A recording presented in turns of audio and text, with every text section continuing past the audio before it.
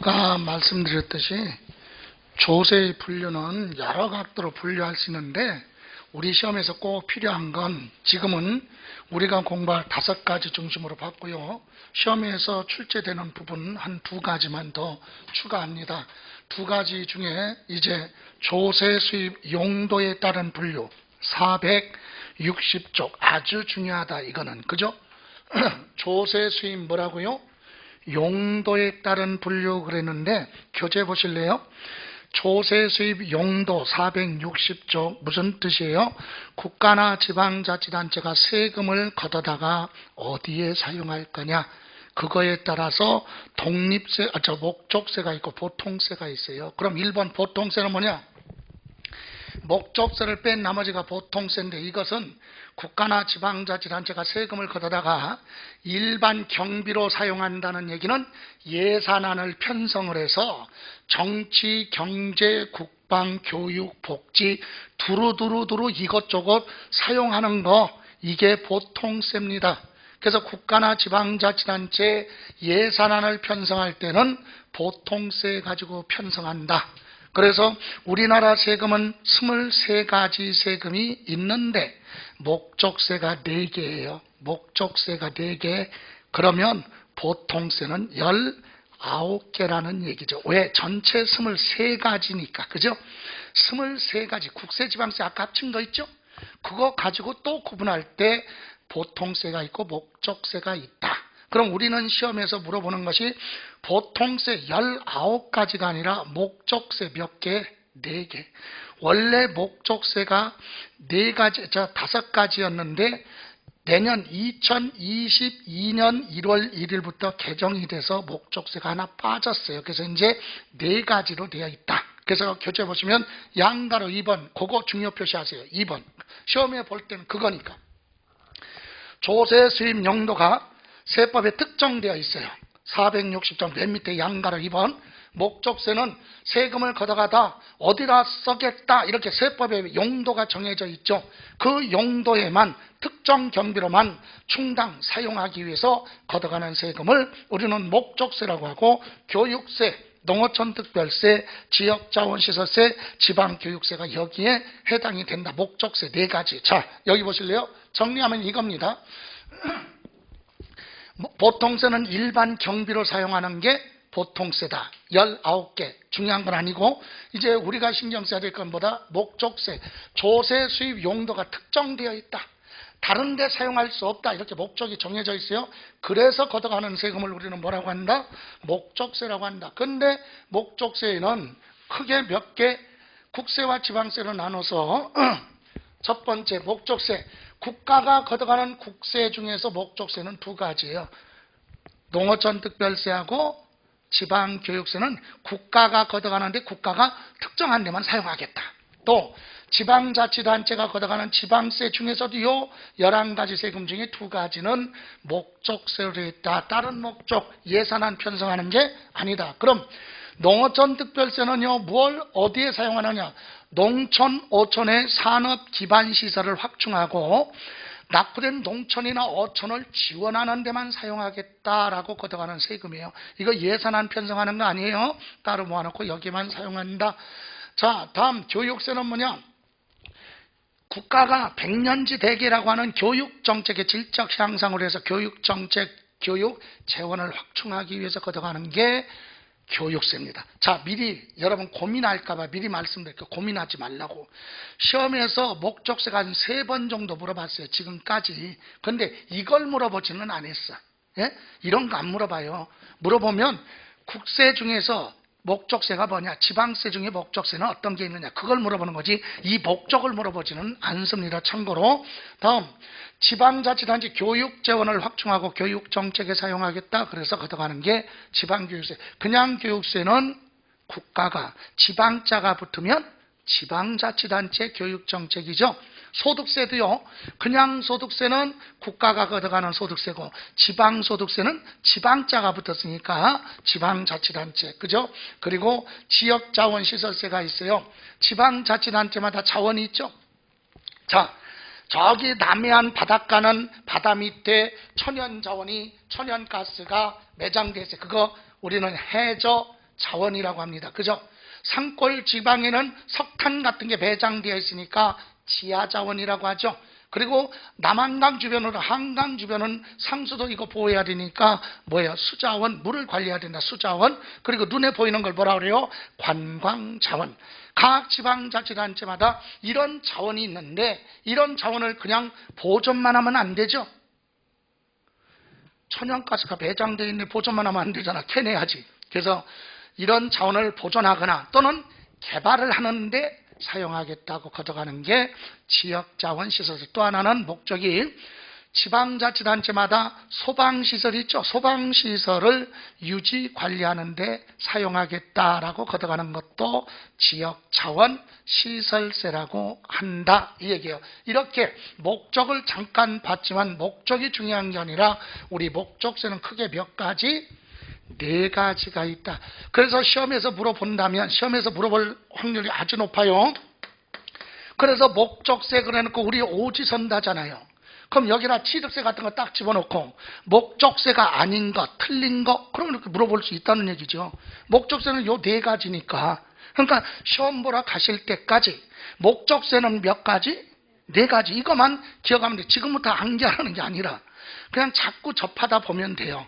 그래서 이렇게 목적세는 4가지가 있구나. 특정 목적에만 사용한다. 요거 됐습니까? 자, 이렇게 해서 조세수의 용도에 따른 분류법과 이제 마지막으로 또 중요한 것이 시험에서 출제되는 거, 자주 출제되는 것이 462쪽에 보시면 조세의 뭐라 그래요? 독립성 여부에 따른 분류 찾았습니까?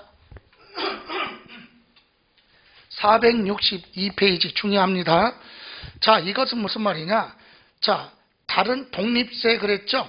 예, 다른 조세, 세금과 관련 없이 법률에 따라 독립된 세원, 과세 물건이 법률에 따라 명시되어 있으니까 독자적으로 법에 따라 세금을 부과하는 걸 독립세라고 하고 대부분의 세금이 뭐다? 독립세로 되어 있어요. 그래서 독립세는 21개예요. 21개. 20개. 예? 그래서 20개. 그러면 우리가 공부해야 될 건 뭐다? 시험에서 물어보는 건 부가세다. 부가세가 뭐죠? 독자적으로는 세금 계산할 수 없어요. 왜? 독립된 세원을 갖추고 있지 못하기 때문에 법률에 과세 요건이 명시가 안 되어 있어요. 그래서 독자적으로 세금 계산할 수가 없으니까 다른 세금이 나오면, 다른 법의 세금이 나오면 부수적으로 추가로 따라 붙는 세금을 부가세라고 한다. 여러분 실무에서 일상적으로 부가가치세를 줄여서 부가세라고 하죠. 그거랑 틀려. 우리는 공부하는 거니까. 부가가치세가 아니라 그냥 부가세. 부수적으로 따라 붙는 세금. 부가세. 이해가세요? 독립세는 독자적으로 세금 계산해, 법에. 그런데 부가세는 법에 너는 독자적으로 세금 계산할 수 없으니까 다른 세금 나면 거기에 몇 프로 따라내. 이렇게 부수적으로 추가로 붙는 세금을 부가세라고 한다. 여러분 대형마트에 가면은요, 라면 회사끼리 경쟁해서 이기려고 어떤 회사 라면을 하나 사면 1+1 하나 더 붙죠. 이렇게 따라 붙는 세금을 뭐라고 한다? 부수적으로 붙는다. 그래서 부가세라고 한다. 뜻이 중요한 게 아니라 부가세는 어떤 것이 있느냐. 왜 이게 시험에서 출제될 확률이 높으냐면 우리가 공부할 세금 몇 개라고 그랬죠? 5개. 소득세, 종합 부동산세, 취득세, 등록, 면허세, 그 다음에 재산세. 이 5가지라는 이거 낼 때 따라 붙으니까 취득세에서 물어볼 수도 있고 등록 면허세에서도 물어볼 수도 있고 재산세 이렇게 출제될 확률이 아주 높다. 그래서 우리 33회 시험 대비해서 부가세는 필수다. 자, 그러면 거기 도표에 보시면 462쪽 취득세 낼 때 농어촌 특별세, 지방교육세가 따라가죠. 예, 그 내용을 도표로 한번 볼게요. 이거. 자, 독립세는 다른 세금과 관계없이 독자적으로 세원이 뭐예요? 세금을 부과할 수 있는 근본이 법에, 즉 과세 요건이 법에 명시되어 있으니까 독자적으로 그냥 세금을 부과하는 게 독립세예요. 그런데 부가세는 독립된 세원이 없으니까 세금 계산할 수 없어, 혼자서는. 그래서 다른 세금이 나오면 거기에 부수적으로 추가로 따라 붙는다. 그래서 부가세, 부수적으로 붙는다. 부가세. 그래서 부가세는 부동산 관련해서 우리가 독립세가 있어요. 독립세. 그리고 부동산 관련해서 독립세, 독자적으로 내는 세금에 부수적으로 따라 붙는 세금이 뭐? 부가세, 이거거든요. 그러면 우리 부동산에 관련된 세금의 대표적인 게 뭐예요? 취득세. 그죠? 부동산 취득했을 때 취득세 내죠? 그럼 취득세 낼 때 따라 붙는 세금이 부가세인데 어떤 세금이 따라 붙느냐? 두 가지예요. 농어촌 특별세하고 뭐? 지방교육세. 몇 퍼센트가 붙느냐? 그건 강론에 가서 공부할 거야. 여기 보세요. 취득세 가서 강론에 가서 취득세 공부할 때 이거 계산하는 거 해요. 근데 지금은 거기까지가 아니라 취득세 낼 때는 몇 퍼센트 붙는지는 모르지만 취득세 낼 때 이렇게 두 가지가 따라간다. 그래서 우리는 취득세를 뭐라고 불러요? 독립세. 그죠? 얘들을 뭐라고 그래? 여기에 붙는 부가세. 얘들을, 이 부가세가 여기 보세요. 얘들이 얘를 부를 때 독립세를 다른 말로 뭐라고도 한다? 본세. 이렇게도 얘기해요. 본세. 그러니까 농어촌 특별세와 지방교육세의 본세는 뭐다? 취득세. 취득세에 부과되는 부가세는 두 가지가 있다. 이거죠. 예? 그런데 얘는 모든 성격, 얘 따라가는 거야. 부가세는. 독립세, 본세를 따라갑니다. 얘가 신고 나쁘면 뒤에 가서 설명할 때 얘가 신고 나쁘면 얘도 뭐야? 신고 나쁘. 얘가 고지서 받아서 내면 얘도 고지서 내고. 그죠? 본세 따라갑니다. 자, 지금은 두 가지. 그러면 등기할 때 남의 부동산의 전세권 자꾸 반복하는 거지. 전세권, 저당권, 경매신청, 감유, 임차권 이런 등기할 때 되는 등록면허세 낼 때는 등록면허세만 내는 게 아니라 두 가지 따라서 같이 내야 돼. 예? 이렇게 같이 한꺼번에 내. 그럼 이거는 어디로 가? 등록면허세는 도구세. 도구, 지방자치단체. 그죠? 얘는 어디로 가? 국가. 농어촌 특별세는 국세죠? 국가. 얘는 지방자가 붙었으니까 지방자치단체. 같이 내면 이렇게 알아서 간다 이거죠. 다음 부동산 가지고 있을 때 매년 내는 세금이 뭐죠? 재산세. 그죠? 취득세, 등록면허세는 한 번만 내면 끝나지만 재산세는 매년 내죠? 그럼 재산세는요, 농어촌 특별세가 안 붙어. 뭐만? 지방교육세만 따라간다. 하나만 붙어요. 하나만. 다음 여기 보세요. 부동산 가지고 있으면 기본적으로 뭐 내고? 재산세 내고요. 일정 금액을 뭐하면?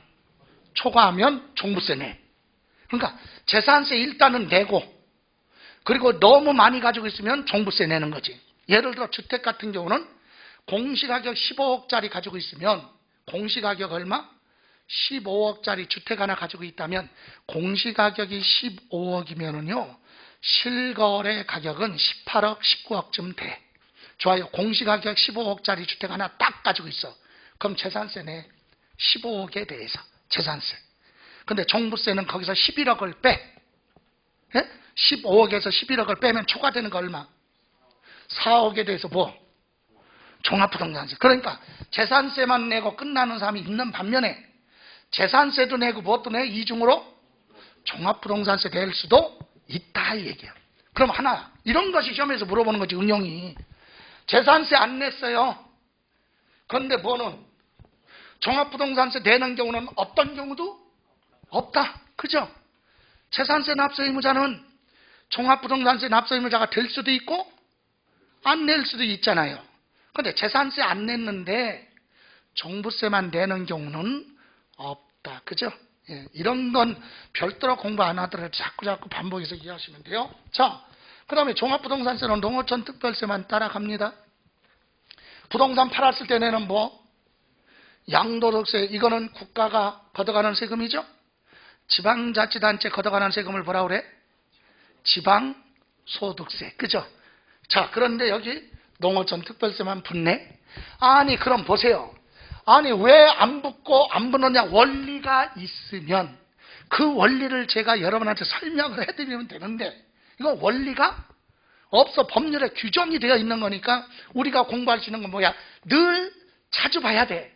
자주 봐서 익힐 수밖에 없다. 그러면 조금 더 가면 뭐는 농어촌 특별세는 재산세하고는 관련 없다. 이렇게만 기억해도 되죠.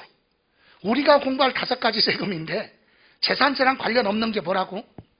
농어촌 특별세. 말도 안 되지만 요 뭐가 붙은 거, 지방자가 붙은 지방교육세는 지방세만 붙는다. 이렇게도 외울 수 있겠죠. 원리는 아니지만 이렇게 나름대로 반복해서 볼 수밖에 없어요. 그런데 그러면 여기서 이제 또 하나 알아야 될 거, 이게 제일 어려운 부분인데, 공부할 때 여러분 부동산 취득할 때 내는 게 취득세죠. 등록면허세도 취득하고 관련이 있어요. 취득하는데 관련된 세금이야. 그러면 여기에 붙는 것도 얘들 따라가.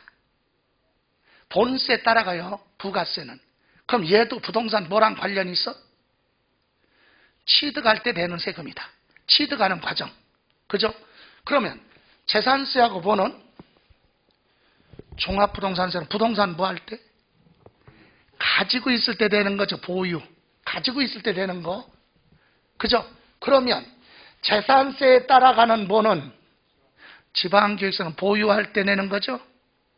그 다음에 종합부동산세에 가지고 있을 때 농어촌 특별세 관련이 있죠. 그럼 봐요. 아까 혼동되는 게. 아니 취득세, 지방교육세 이것은 취득에 관련됐네. 근데 여기에 붙을 때는 얘 따라가. 보유과정. 얘도 보유과정. 그러니까 농어촌 특별세하고 뭐는? 지방교육세는 다 관련이 있을 수도 있다는 얘기예요. 이해가세요? 다시 한번. 여러분, 농어촌 특별세는 취득세에 붙을 때는 얘가 어디 취득하는 과정이니까 취득에 관련이 있는 거고, 여기에 붙을 때는 뭐? 보유.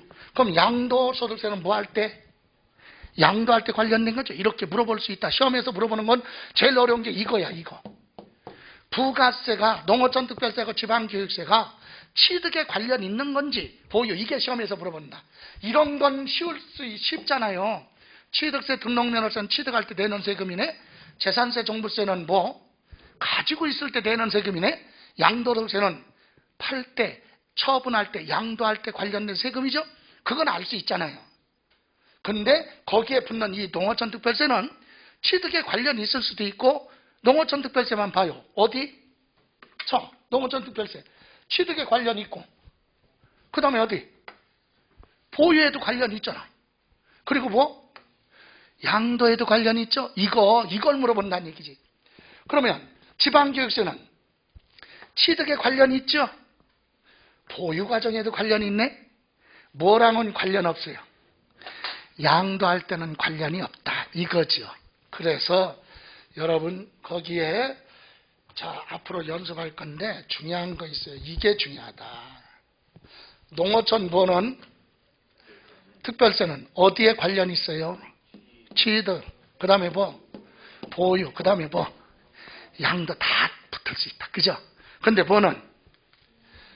지방교육세는 취득하고 보유, 양도에는 관련이 없다. 이거 시험이야.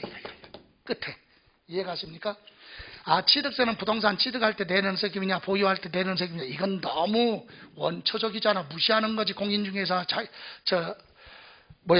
지위를 무시하는 거지. 그런 건 당연한 거고, 거기에 붙는 이 부가세가 더 중요하다. 됐어요? 예. 그래서, 농어촌 특별세는 취득, 보유, 양도에 다 관련이 있다. 그러면 이렇게 하면 돼요. 농어촌 특별세하고 뭐는? 지방교육세는 취득, 보유, 양도 다 관련이 있는데 지방교육세는 뭐랑 관련 없다? 양도랑 관련이 없다. 그죠? 예, 이렇게 정리하시면 됩니다. 이렇게 해서 조세의 분류에 대한 부분은 이 부분만 기억하시면 돼요. 별도로 정리하거나 그럴 필요 없습니다. 이해가세요? 그러니까 목적세하고 지금 추가로 붙는 부가세. 그죠? 예, 이번에는 이제 그 외에 용어에 대해서 보고 가겠습니다.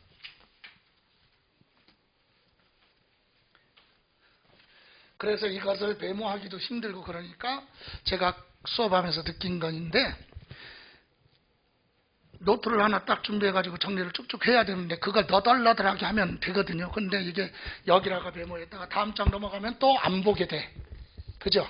예, 그래서 이 시각화식에서 도형을 별도로 12월 중순에 출간되니까 그거 참고하시고 여기 보세요. 이제 7번 납세자로 갑니다. 468쪽. 468쪽에 보시면 맨 위에 뭐라고 그랬어요? 납세자 그랬죠? 여러분 납세자가 한마디로 얘기하면 뭐예요? 세금에 관련된 모든 사람을 묶어서 납세자라고 그래요. 넓은 의미에 세금에 관련된 사람을 납세자라고 한다. 그죠? 그래서 여러분 교재 보시면 납세자란 납세 의무자와 가로한 생략하고 납세 의무자와 세법에 따라 세금을 조세를 징수 걷어서 납부할 의무가 있는 자를 합쳐서 뭐라고 한다? 납세자라고 한다. 다시 한번 납세자는 두 사람이에요. 뭐? 납세 의무자하고 또 하나 뭐? 징수 의무자. 징수 의무자. 이 두 사람을 합쳐서 뭐라고 한다? 납세자. 그러면 밑에 박스에 납세 의무자는 원래 세법에 따라 세금 내야 될 의무가 있는 사람, 소득세법에 따라 소득세 납세 의무자, 종합부동산세법에 따라 종합부동산세 납세 의무자, 이렇게 원래 세법에 따라 세금 내야 될 사람이 있죠? 그 사람을 납세 의무자. 두 번째 뭐라고 그랬어요? 2차 납세 의무자는 납세자가 납세자를 가름하여 얘기는 원래 납세 의무자 등이 세금을 내야 되는데 세금을 체납 안 냈거나 아니면 그 사람 재산을 압류를 해도 부족하다. 그런 경우 2차적으로 납부해야 될 의무를 지는 사람을 2차 납세 의무자라고 합니다. 개념이 여기 보세요. 여기서는 하나만 기억하면 되거든요. 결론. 근데 뜻만 보세요. 자, 2차 납세 의무자는 뭐냐? 원래 세금 내야 될 사람이 그 사람이 본인 스스로 세금을 안 내. 그러면 국가가 어떻게 해야 돼? 안 내면 그 사람 재산을 압류를 해서 뺏어다가 한국자산관리공사를 통해서 처분하는 게 공매죠. 공매처분. 한국 법원을 통해서 처분하는 건 경매. 세금 안 내서 납세 의무자 부동산을 뺏어다가 한국자산관리공사 공공기관이라고 하죠. 거기를 통해서 공개입찰 방식으로 처분하는 게 공매야. 그럼 공매 처분되면 돈 들어오죠. 그럼 그거 세금 받고 남는 돈 있으면 부동산 소유자한테 되돌려주면 되지요. 예, 이렇게 압류하고 공매해야 되는데 압류할 재산도 없어. 그러면 국가가 손해볼 수 없잖아요. 그럴 때는 그 사람에 대한 세금을 2차적으로 책임지는 사람을 2차 납세 의무자라고 해서 법에 정해져 있어요. 누구나 다 그런 게 아니야. 특별한 경우에만. 여러분 1년 동안 돈 벌었으면 여러분이 뭐 내야 돼? 소득세 내야죠. 근데 소득세를 안 냈네? 그럼 국가가 여러분 재산을 뭐 해야 돼? 압류? 근데 재산이 하나도 없어요. 그러면 국가가 결손 처리해. 못 받아요. 그렇다고 여러분 돈 벌었는데 여러분 세금 안 내고 재산이 없다고 그래서 여러분 부모님한테 가서 2차 납세 의무자 당신이 세금 내 자식을 대신해서 그럴 수는 없다. 연좌제가 아니니까. 그죠? 그냥 결손 처리해. 그런데 법에는 특별한 경우는 처음부터 2차 납세 의무자를 정해놨어. 그래서 어떤 경우냐. 예를 들어 제가 학원 사업을 해.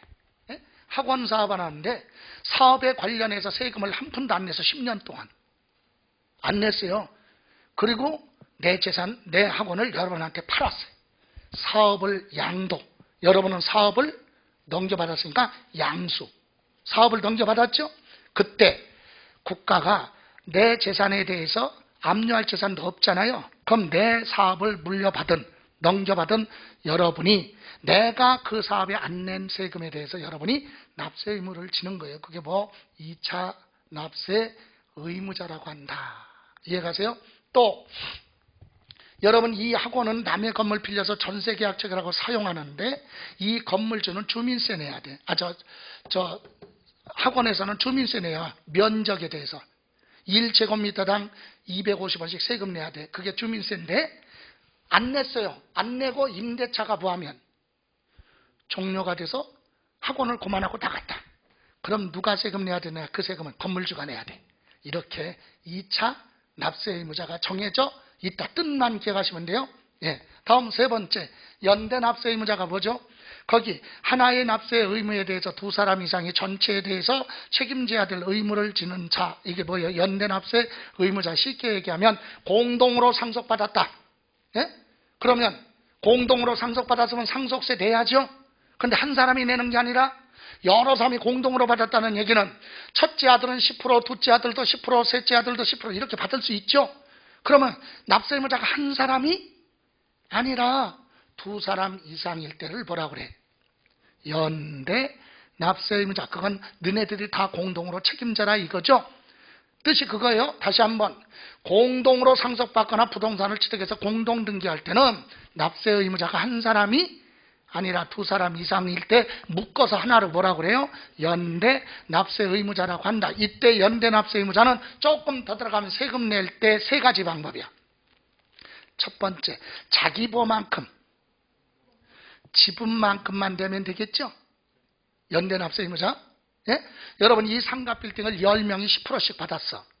그러면 두 사람 이상이니까 연대 납세 의무자인데 세금 낼 때는 어떻게 하라고? 원칙이 자기 지분만큼 내면 되죠? 그래도 되고, 아니면 10사람 중에 한 사람이 대표로 다 낼 수도 있고, 아니면 각각 10%씩 내기로 했죠? 근데 9명은 다 냈어요. 근데 한 명이 못 냈네?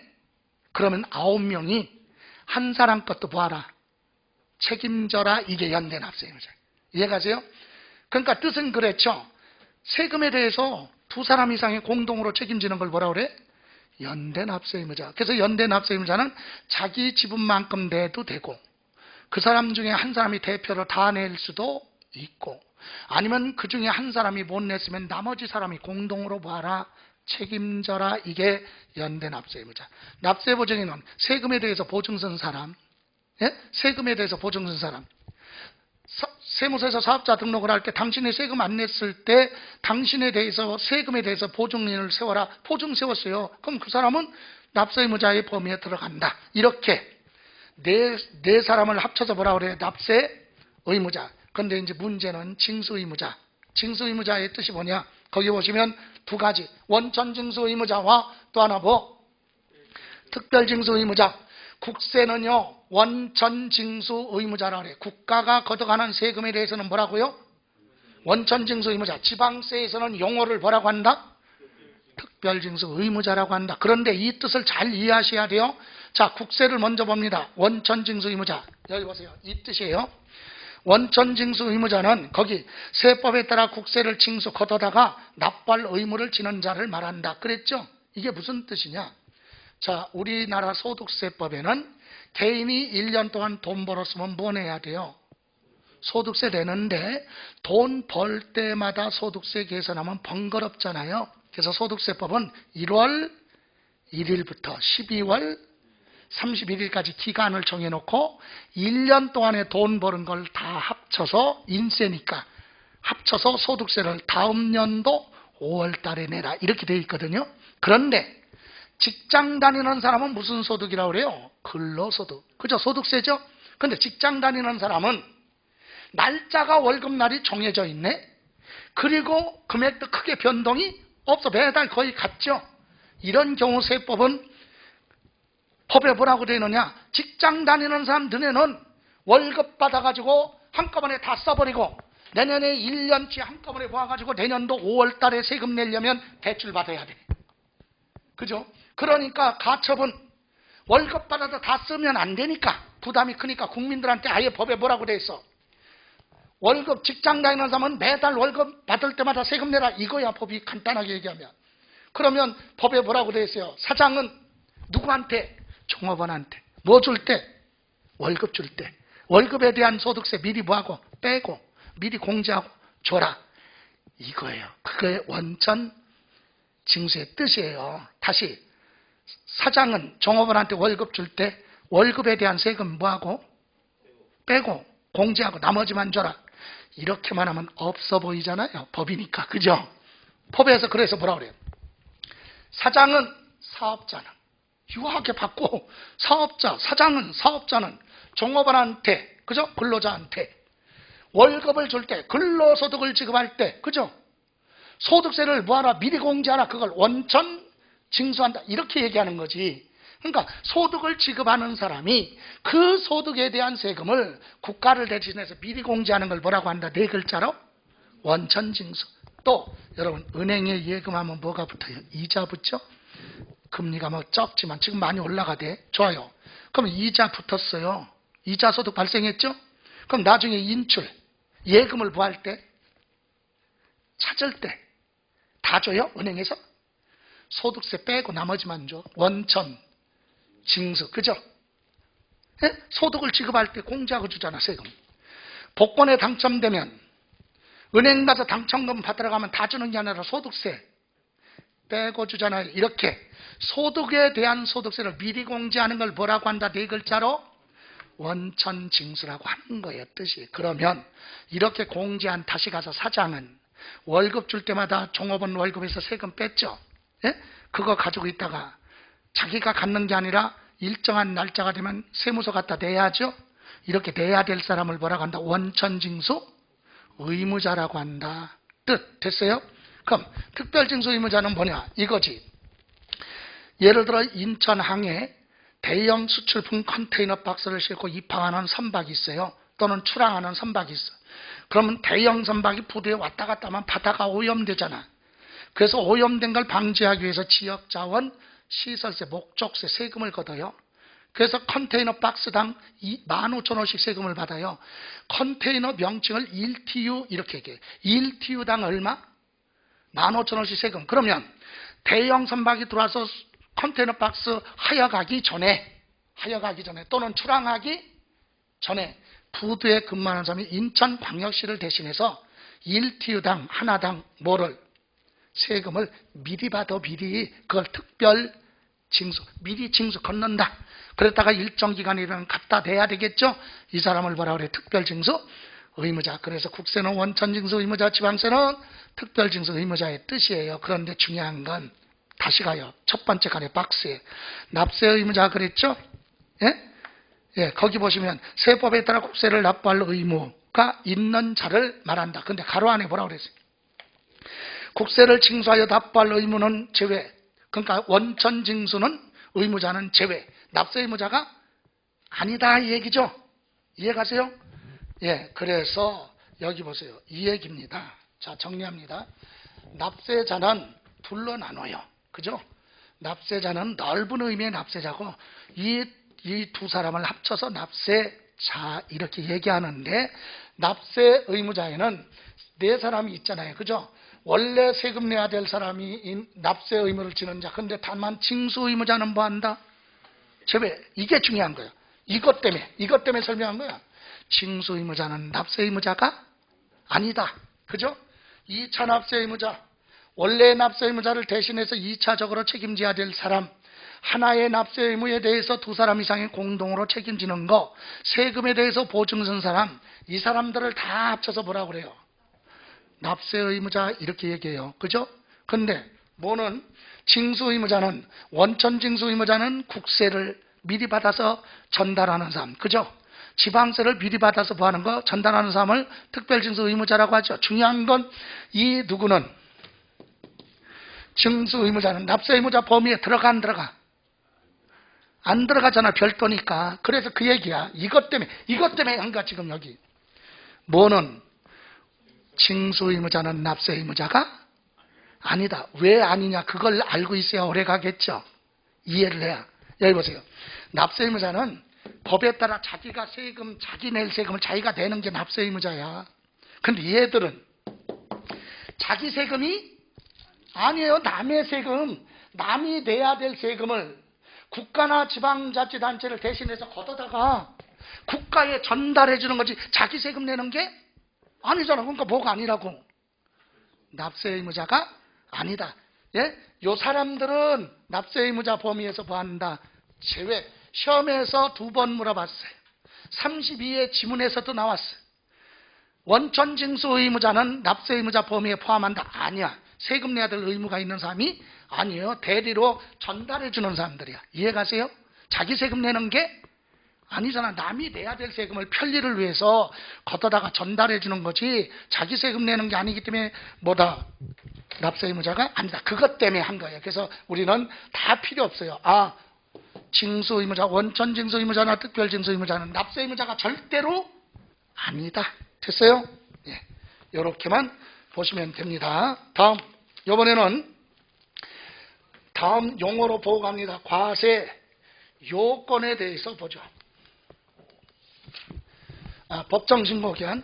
여러분 순서대로 여러분 교재 보시면 470조 법정신고기한 나왔죠?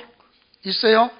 예. 여러분 법정신고기한이라고 하는 것은 뭐냐면 470조 맨 납세 의무자가 세금을 계산한 신고서, 과세 표준이 얼마고 세금이 얼마다 이렇게 계산을 해서 그 신고서를 제출해야 돼. 납세 의무자가 스스로 세금 계산해서 나는 세금을 이렇게 계산했다라고 신고서를 제출해야 되는데 그게 무한정이 아니라 법으로 정해놨어요. 그래서 뭐라 그래? 법정, 법이 정해놓은 과세 표준 신고서 제출할 수 있는 마지막 날 신고 기한 이렇게 얘기합니다. 그래서 우리가 공부할 첫 번째 뭐는 취득세는요, 납세 의무자가 스스로 세금 계산해서 무엇도 하고 신고해야 돼. 언제까지? 여러분, 부동산을 취득한 사람은 본인들이 세금 계산해서 신고해. 이렇게만 되어 있으면 하문차사. 날짜를 정해놔야 되겠죠. 그래서 취득세는 법정신고기한이 뭐냐? 취득한 날부터 늦어도 며칠? 60일. 취득한 날부터 며칠? 60일 이내 무엇을 하라? 신고하라. 이렇게 신고서 제출하라. 이렇게 돼 있어요. 얼마 주고 샀다. 이렇게 신고를 하라 이거지. 며칠 안에? 물론 이제 취득세 강론에 가서 또 공부하겠지만 가로 안에 여러분 상속받은 재산은 여러분 상속을 받으면 기분이 어때? 좋아. 그죠? 상속받으면 공짜로 받았으니까 좋잖아. 그래도 부동산을 상속받으면 공짜 좋으니까 어떻게 부동산을 많이 남겨놓고 돌아가신 분한테는 애도의 표현을 진하게 해야죠. 속으로는 좋아도 그죠? 대외적으로는 진하게 슬픈 척이라도 해야 될 거 아니야. 그래서 현실적으로 60일이 불가능하다. 그래서 상속은 상속개시일에 속하는 달 말일로부터 6개월이에요. 6개월. 어떤 분은 아니 뭐 돌아가시면 장례가 뭐 3일이면 4일이면 장례 절차 끝나는데 아니 그거는 그냥 보편적인 거고 어떤 데는 49제 막 이렇게 하는 데도 있다니까. 그러니까 길게 가야 돼. 상속은 몇 개월? 9개월. 외국에 살고 있는 사람이 상속받으면 9개월. 그렇지 않으면 6개월 이렇게 돼 있어요. 그래서 가로하는 생략하고 기본이 부동산 취득했으면 취득한 날로부터 며칠? 60일 이내 신고하라. 두 번째, 등록면허세. 여러분 전세권 설정 등기는 언제까지 해야 되느냐? 법에 그런 거 없어요. 자기 마음이야. 전세계약 체결하고 전세권 설정 등기 할 수도 있고 안 할 수도 있고 그죠? 여기서 잠깐 시험하고 거리가 멀지만 남의 부동산에 전세계약 체결하고 전세권 설정 등기 할 수도 있고 안 하고 그냥 확정 일자만 받을 수도 있잖아요. 그죠? 주택이든 상가든. 그런데 확정 일자 받으면 세금 안 내. 그런데 전세권 설정 등기나 임차권 설정 등기하면 세금 내야 돼. 아니 세금 안 내도 되는데 구태여 등기하면서 왜 세금 내? 그럴 이유가 있으니까. 그럼 확정일자 받았을 때와 전세권 설정 등기했을 때 차이점이 뭐예요? 확정일자 받았다. 예? 그래서 지금은 시청 구청에 가서 전세계약 체결하고 신고하면 확정일자 도장 찍어주잖아. 예? 그 날짜가 법률적인 효력을 받을 수 있는 거죠. 그래서 전세권 설정 등기 안 하고 확정일자 받아놨는데 임대차가 종료돼서 건물주가 보를 안 줘. 보증을 안 줘. 반환해줘야 되는데 안 해주잖아요. 확정일자 받은 사람은 주소지를 옮기면 달라고 할 수는 명분이 없어지는 거야. 그래서 점유를 이탈하면 안 돼. 주고 나서나 돈 받을 때까지 주소지 이전하면 안 된다 이 얘기야. 확정일자 받은 건. 주택 같은 경우 이사 가야 되는데 주소지 옮겼다? 그러면 돈 달라고 할 수가 없잖아요. 그러니까 돈 받을 때까지 주소지 옮기면 안 돼요. 그게 확정일자의 단점이야. 그런데 경매가 실행됐다 그래도 전세권 설정 등기 안 했어도요. 확정일자 받은 건 그 날짜를 법률로 보호해줘. 이해가세요? 확정일자 받아놓고 나중에 뭐야 돈 받을 사람이 저당권 설정 등기했어도 이게 우선이잖아. 확정일자가. 그죠? 예. 그런데 돈 내면서 전세권 설정 등기하는 이유는 뭐냐? 전세권 설정 등기했으면 임대차가 끝나도 보증금 반환 안 해줬어도 건물주가 안 돌려줘도 그냥 이사 가도 돼. 부동산에 등기해놨으니까. 이해가세요? 또 하나 좋은 점은 확정일자 받아놨는데 보증을 징그럽게 안 줘 건물주가 열받게. 그럼 뭐 해야 돼? 경매 신청해야죠. 그럼 경매 절차를 밟아야 돼. 건물주한테 일단은 경매 진행한다고 뭐 해야 돼? 내용증명 보내고 오고, 내용증명 그냥 받나 거부하고 수령 안 하면 또 반송됐다 또 가고 시간이 엄청 걸려. 그래가지고 경매 신청 절차를 밟아요. 그런데 전세권 설정 등기 해놨어요. 그럼 그거 가지고 바로 접수하면 등기가 되지. 경매 신청이 되죠. 이렇게 바로 전세권 설정 등기된 건 경매를 실행할 수 있다 이거지. 그런 차이점이 있어요. 그래서 요즘은 전세권 설정 등기하면 좋은데 세금도 내지만 문제는 부동산 소유자가 갑이죠. 갑질. 전세권 설정 등기한다 그러면 싫어하잖아. 그죠? 그래서 주변 실무에서는 어떻게 합니까? 보증보험에 가입하잖아. 그죠? 전세권 설정 등기하는 것보다 비용이 조금 들어가. 보험에 가입하면. 그럼 보증보험에서 문제가 있으면 먼저 보증금 주고 구상권 행사하잖아요. 그죠? 그래서 전세권 설정 등기 안 하고 보증보험에 가입하고 실제로는 그런 게 많지. 근데 원래는 전세권 설정 등기 해달라 그러면 해줘야 되는데. 그죠? 근데 비용 들어가고 문제점이 많으니까 안 하고 그러지. 좋아요. 그래서 결론은 등록면허세는 언제가 됐든 본인이 뭐 하려면 등기 등록하기 전까지만 세금 내면 돼. 신고하면 돼요. 예. 다음 소득세는 다음 연도 언제? 5월 31일까지. 그리고 부가가치세는 1기, 2기 나눠져 있고 상속세는 6개월, 증여세는 3개월. 이거 기억 안 해도 돼요. 그러면 우리가 공부할 건 뭐야? 항상 5가지 세금 중심으로. 취득세, 등록면허세, 소득세는 필수잖아요. 요 3가지는 알아야 된다 이거지. 취득세는 취득한 날부터 며칠? 60일. 등록면허세는 등기 등록하기 전까지. 소득세는 다음 연도 5월 말까지 신고하라. 그죠? 근데 우리 종합부동산세 공부하잖아요. 5번 어려운 건데 5번에 보시면 원래 종합부동산세는 법정신고기한이 없어요. 원래는 원칙이. 왜? 고지서 나오니까.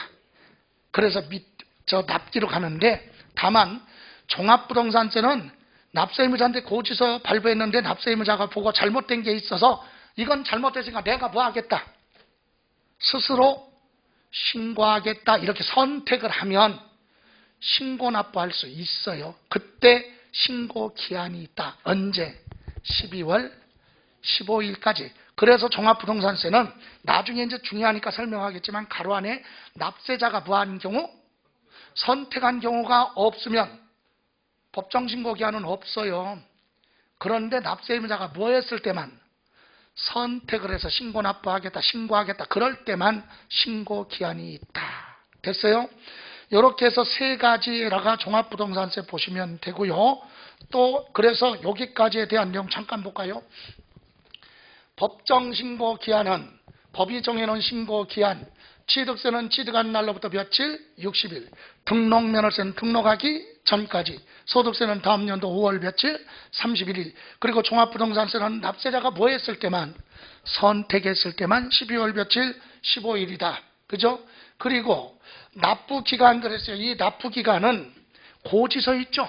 고지서에 언제서부터 언제까지 세금을 내라. 세금마다 납부기간이 있는데 우리 다 기억할 게 아니라 우리가 공부할 거 뭐? 재산세 고지서 나와요. 재산세는 납부기간이 토지는 9월 며칠 16일부터 9월 며칠 30까지 내라고 고지서 나오고, 그리고 건축물에 대해서는 7월 며칠 16일부터 7월 며칠 31일. 주택은 절반은 7월달, 절반은 9월달 이렇게 되거든요. 그리고 종합부동산세는 12월 1일부터 12월 15일. 이런 건 이것을 지금 세부적으로 보라는 게 아니에요. 왜? 재산세 공부할 때 이거 공부해요. 강론에 가서 종합부동산세 공부할 때 이거 중요하니까 공부한다고. 그러니까 여기서 얘기하는 건 납부기간의 뜻이 뭐냐? 고지서의 세금을 언제서부터 언제까지 내라. 기간을 정해놨는데 그걸 뭐라고 한다? 납부기간이라고 한다. 그리고 신고기한의 뜻이 뭐라고요? 본인이 세금 계산했으면 신고서를 제출해야 되는데 언제까지 제출해야 되느냐? 그걸 법정 신고 기한이라고 한다. 됐어요? 예, 이렇게만 보시고 다음 이제 용어로 갑니다. 과세 요건 그랬어요. 과세 요건. 여러분 과세 요건은 그냥 여기서만 보세요. 자, 여러분 470쪽에 나와 있는 6번의 과세 표준 및 세율 이런 부분이 전부 다 과세 요건에 들어가는데 요거 참고로만 보세요. 자, 무슨 말이냐? 세금을 부과할 때 이제 강론에 들어가서 취득세 공부할 때도 요 순서도. 예? 취득세 공부할 때는 어떻게 해요? 무엇에 대해서 취득했을 때 취득세 내라고 하느냐? 취득세는 누가 내야 되고 취득세는 어떤 걸로 계산하고 어떤 물건 취득했을 때 몇 퍼센트냐? 이런 걸 네 가지를 우리는 과세 요건이다 이렇게 얘기하는데 첫 번째 과세 대상 무엇에 대해서 세금 내라고 하느냐? 법에 정해져 있죠? 그때 여기 과세 대상은 소득, 재산, 행위가 있을 때 세금 내라. 소득 벌은 거 있으면 세금 내라. 그게 대표적으로 뭐예요? 소득세나 법인세 같은 거예요. 소득세, 법인세는 이거는 누가 벌은 거? 개인이 벌은 소득. 그죠? 회사가 벌은 건 법인세 내죠. 이건 소득이 있을 때 되는 거죠. 소득 벌은 거에 대해서 세금 내라. 이렇게 과세 대상이 정해져 있고 재산은 재산을 가지고 있을 때 내라 하는 세금이 바로 대표적으로 재산세, 또 뭐예요? 종합 부동산세, 상속받은 재산에 대해서 세금 내라, 증여받은 재산에 대해서 내라. 이런 재산이 있을 때 부과되는 세금이 있고 또 무슨 행위를 해서 무슨 짓을 했어. 무슨 행위가 없으면 세금 내라고 안 해요. 그런데 부동산 같은 걸 취득했다. 취득한 행위가 있으면 뭐 내? 취득세 내야 되고 등기 등록하는 행위가 있으면 등록면허세 내겠죠. 그럼 부동산 등을 취득했으니까 뭐 내라고? 취득세 내라고. 그러면 취득 안 했는데 취득세 내라 그렇게 납세 의무가 성립되는 건 아니죠. 행위가 있을 때 이런 걸 우리는 하나로 뭐라 그래요? 과세 대상. 그러면 소득 중에서도 어떤 소득에 대해서 재산도 어떤 재산 가지고 있을 때 어떤 거 취득했을 때 이제 강론에 들어가서 구체적으로 공부해요. 그래서 과세 요건은 이런 걸 얘기하는구나. 그리고 두 번째 누가 세금 내야 돼? 세금 내야 될 사람을 뭐라 그래? 납세 의무자. 거기에는 2차 납세 의무자 있죠. 원래 납세 의무자가 세금을 체납했을 때 대신 2차적으로 책임지는 사람.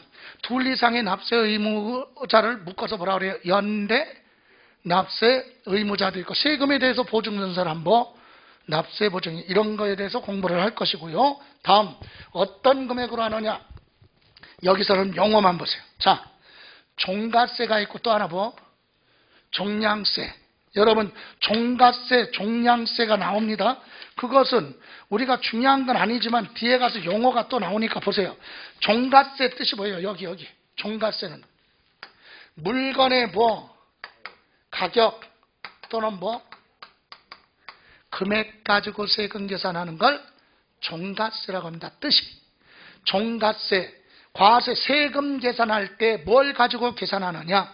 물건의 가격이나 금액 가지고 계산하는 걸 종가세라고 한다. 명칭이. 그래서 대부분의 세금은 종가세예요. 그럼 종량세는 뭡니까? 종량세는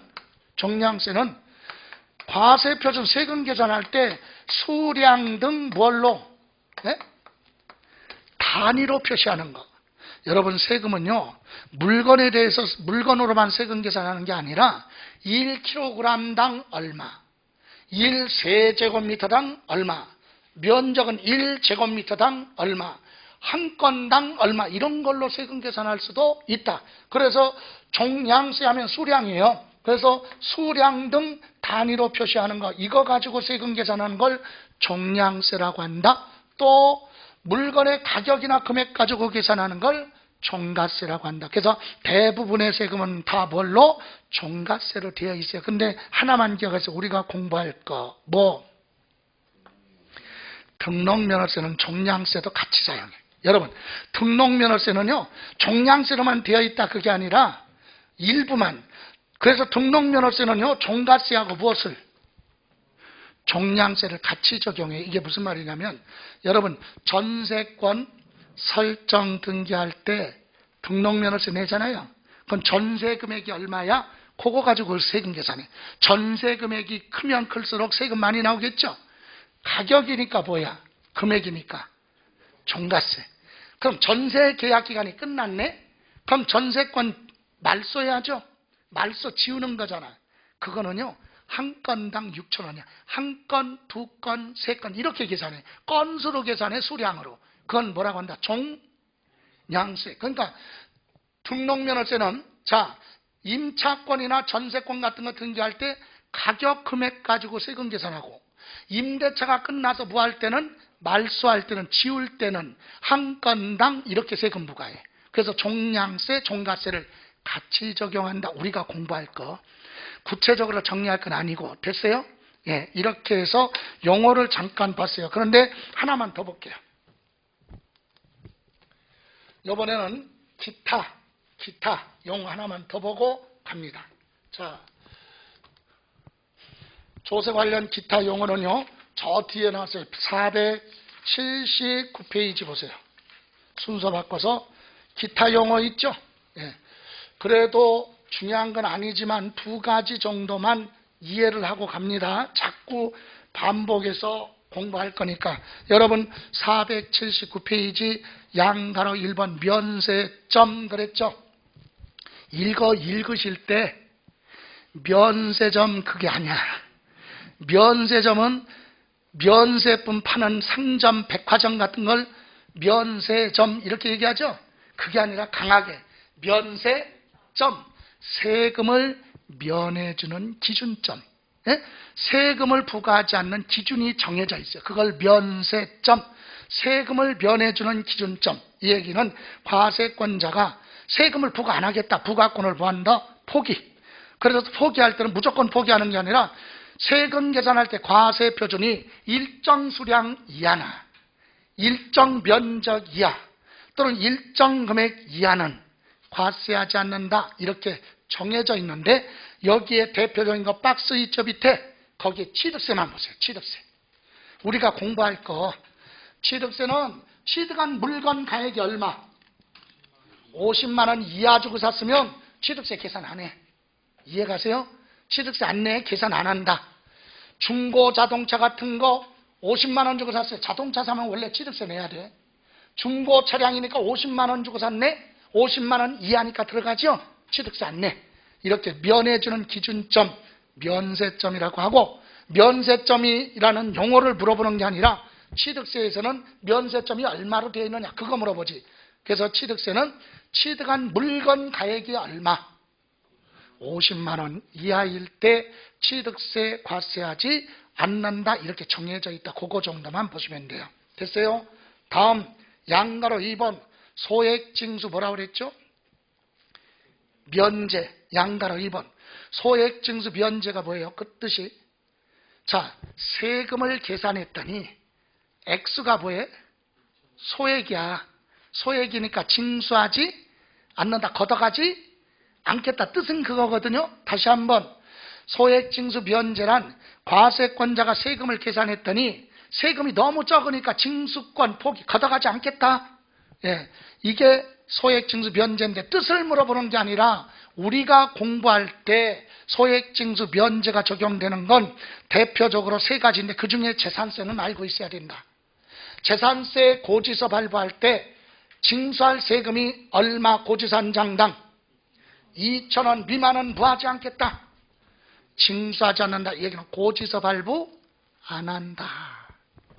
여러분 재산세는 세금 계산해서 고지서 발부해야죠. 그때 세금 계산했더니 1,900원이야. 2,000원이 안 돼. 근데 그걸 받기 위해서 고지서 발부하면 비용이 더 많이 들어가고 실익이 없잖아요.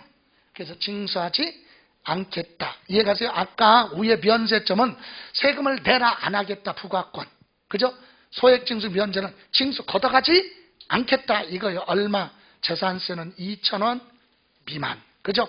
시험에서 이걸 자주 물어봐요. 뭐라고? 미만, 초과 그런 거 구분할 수 있어야죠. 여러분 이상이나 이하는 그 금액이 포함되는 거죠. 미만은 안 들어가. 초과는 안 들어가. 그거 넘어야 되겠죠. 그래서 시험에서 뭐라고 하느냐. 주로 숫자에 약한 사람이 고지산장당 2,000원은 징수하지 않는다. 이렇게. 맞아요? 틀려요? 여기 고지산장당 징수할 세액이 2,000원은 인 경우 징수하지 않는다. 맞아? 틀려? 틀리지. 1999원은 징수 안 한다니까. 그럼 2,000원부터는 뭐 해야 돼? 징수. 그래서 2,000원 뭐? 미만. 이게 들어가야죠. 예, 그래서 2,000원 미만이라는 얘기는 2,000원이 안 되면 징수 안 하는 거고 2,000원부터는 징수한다 이 얘기예요. 예? 그렇게 물어본다 이거죠. 미만 이해가세요?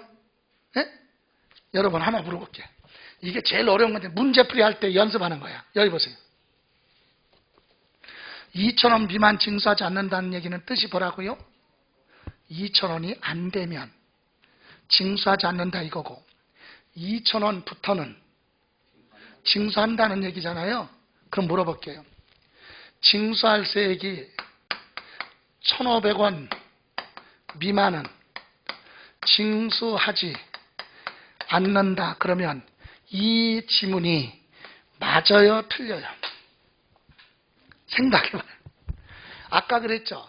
2,000원 미만은 징수 안 한다는 얘기는 2,000원이 안 되는 세금은 징수 안 하고 2,000원부터는 징수한다 이거죠. 그럼 여기 지문에 1,500원 미만은 징수하지 않는다. 그럼 맞아? 틀려? 예? 2,000원 미만이니까 1,500원은 2,000원이 안 되니까 징수하지 않는다. 맞는 거 아니냐? 틀려요. 이렇게 미만자가 들어오면 법을 물어본 거야. 법. 법에는 이런 거 없다니까? 얼마라고 돼 있어? 이렇게 돼 있지. 그죠? 그러니까 그거야. 법은 미만자, 초과자, 이상, 이하가 들어가면 법을 물어본 거고. 예? 법조문을 물어본 거지.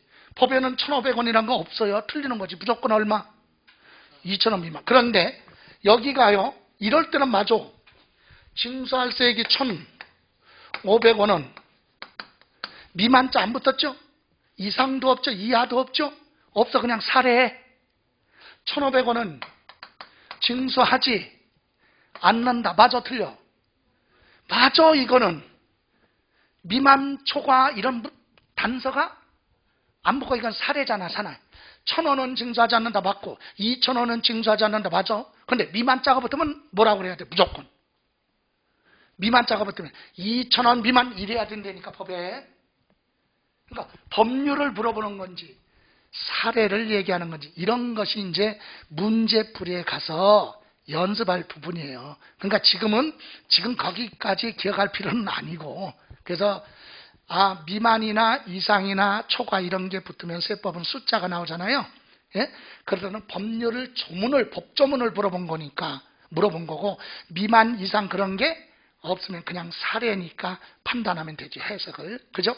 자, 이렇게 봤습니다. 그리고 비과세는 과세하지 않는다. 과세권자가 감면은 감해주거나 면해주는 거. 우리가 중요한 건 면세점하고 소액징수 면제, 비과세는 각 법에 따라 과세하지 않는 비과세 부분은 공부할 때 강론에서 다 할 겁니다. 여기 보실래요? 마지막으로 봅니다. 면세점은 뭐라고요? 면세점은 일정 금액이나 일정 수량 미만일 때는, 그죠? 또는 일정 금액 이하일 때는 과세권을 과세 안 하겠다. 그래서 우리는 여기서 면세점 이 뜻을 물어보는 게 아니라 시험에서는 취득세에서 면세점 이거 물어보죠. 취득세에서는 취득한 물건 가액이 얼마?